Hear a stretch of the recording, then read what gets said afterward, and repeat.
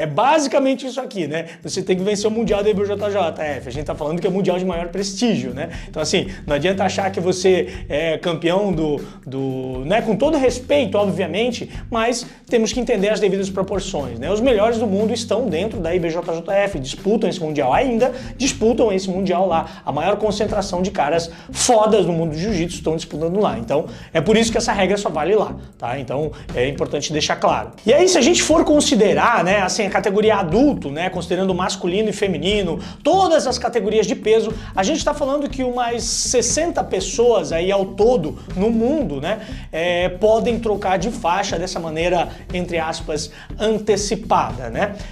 E quando a gente pensa em faixas marrons que irão se tornar faixas pretas, a gente pode falar que eles são aproximadamente aí umas 20 pessoas, né, 10 homens e 10 mulheres que acabariam se graduando de uma forma antecipada. Eu troquei uma ideia com o professor Rodrigo Cavaca, uma pessoa que eu admiro muito dentro do mundo do jiu-jitsu, um cara que sempre expõe a opinião dele, e eu acho extremamente relevante as pessoas com opinião dentro do jiu-jitsu, que são relevantes, expressarem mesmo a sua opinião, e é sempre bom a gente conversar sobre. O professor Cavaca tem uma preocupação muito grande de estarmos graduando pessoas que não tenham toda a maturidade necessária para ostentar a sua graduação, né?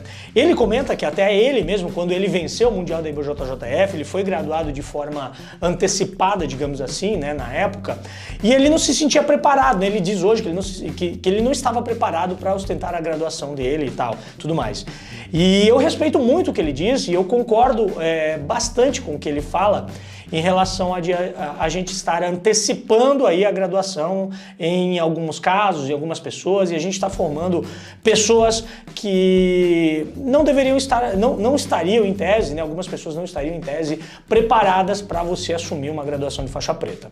Ser faixa preta de jiu-jitsu, eu acho que essa é a grande preocupação do professor Rodrigo Cavaca e de alguns outros que eu conversei, né? Estou citando o professor Rodrigo porque eu conversei com ele, né? Mas eu já vi outros professores comentando sobre isso, e a grande preocupação é realmente a gente estar formando faixas pretas que não tem toda a bagagem necessária para isso. E a gente sabe que ser um faixa preta de jiu-jitsu não é apenas nível técnico, nível competitivo de jiu-jitsu. Ter uma faixa preta de jiu-jitsu na cintura representa muito mais do que você ser apenas bom em jiu-jitsu, apenas bom em jiu-jitsu, entre aspas, né?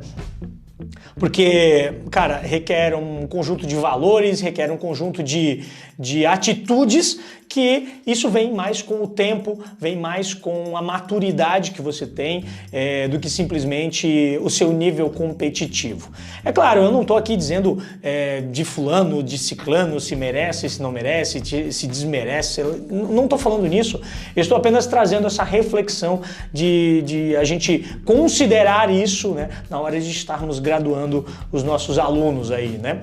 E o que eu acho em relação a isso? Eu concordo com essa preocupação do professor Rodrigo Cavaca, mas eu acho que essa mudança específica da IBJJF, ela foi uma mudança, né? Mas assim, ela não é uma mudança tão relevante assim, tão grande assim, de a gente achar que isso vai ter um impacto tão grande assim dentro do cenário do jiu-jitsu. Como eu mostrei aqui para vocês, a gente vai ter em torno aí no ano, cara, 60 pessoas que vão ter esse privilégio de avançar dentro da sua carreira, dentro do jiu-jitsu e de estar colocando a próxima faixa. E quando a gente fala de faixas marrons que se tornarão faixas pretas, a gente está falando que a faixa marrom ela tem um ano só que você pode, que é o tempo mínimo de graduação, um ano só. E quando a gente fala sobre um faixa marrom que vai disputar o Mundial da IBJJF, cara, ele não foi graduado um mês antes, né? Dificilmente ele vai ser graduado um mês antes do Mundial, pô.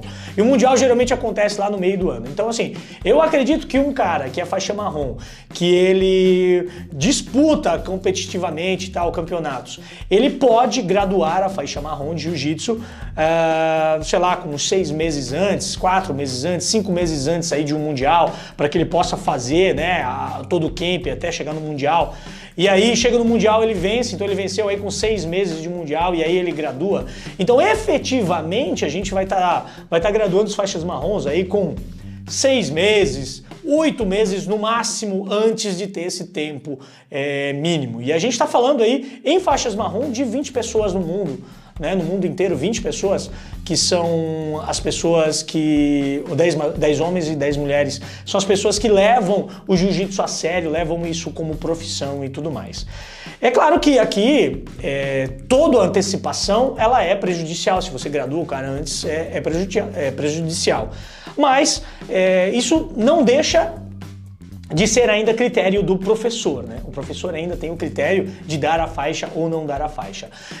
Não é, dentro da regra da IBJJF, não é uma obrigatoriedade. Ou seja, você ganhou o Mundial, você é obrigado a trocar de faixa. Não tem essa obrigatoriedade, né? Pelo menos eu li e não entendi que existe essa obrigatoriedade.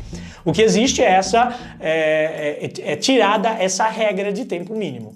Então, assim, ainda a gente deixa na mão dos professores a decisão de graduar ou não graduar o determinado aluno à próxima faixa.